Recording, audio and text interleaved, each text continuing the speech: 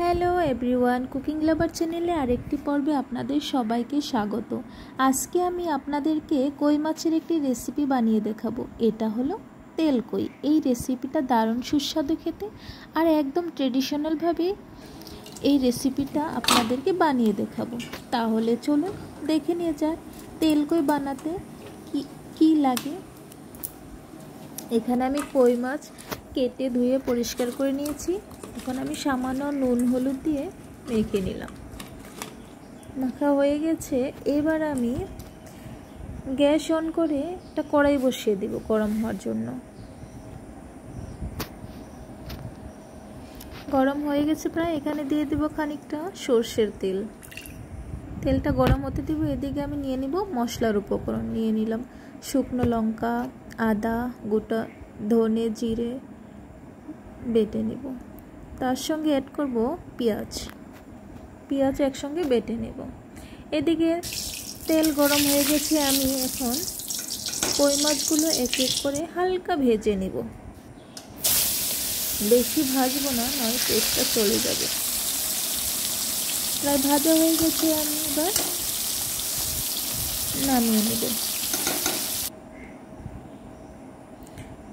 এবার আমি বেটে রাখা মশলাগুলো তুলে নিব। কই মাছ ভাজা তেল বেশি হয়েছিল, ওর মধ্যে ফোড়নে দিব কালো জিরে, দিয়ে দিব কাঁচা চেরা লঙ্কা, দিয়ে দিব বেটে রাখা মশলার উপকরণগুলো, দিয়ে 2 মিনিট আমি কষিয়ে নিব। প্রায় কষানো হয়ে গেছে 2 মিনিট। এর মধ্যে আমি দিয়ে দিব স্বাদ অনুযায়ী লবণ, দিয়ে দিব হলুদ গুঁড়ো, দিয়ে 2 থেকে 3 মিনিট আমি কষিয়ে নিব। আবারও কষানো হয়ে গেছে প্রায়।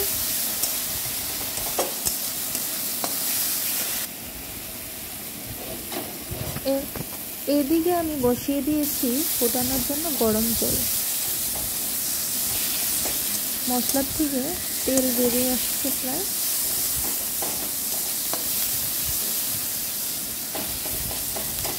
এবার আমি দিয়ে দিব ফুটন্ত গরম জল।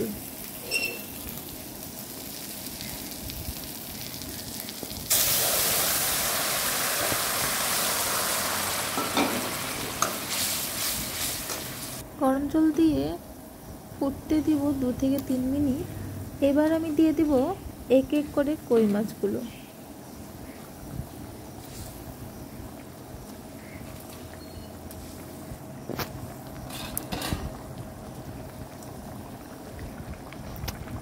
সব মাছ দেওয়া হয়ে গেছে। এবার আমি উপর দিয়ে দিব কাঁচা সর্ষের তেল। এবার গ্যাসটা লো ফ্লেমে দিয়ে দিব, চাপা দিয়ে দিব 3 থেকে 4 মিনিট চাপা দিয়ে দিব। অলরেডি হয়ে গেছে। এবার আমি নামিয়ে নিব। নামিয়ে তারপর এটা গরম ভাতের সাথে পরিবেশন করলে অসাধারণ একটি রেসিপি। আশা করব এই রেসিপিটা আপনাদের ভালো লেগেছে।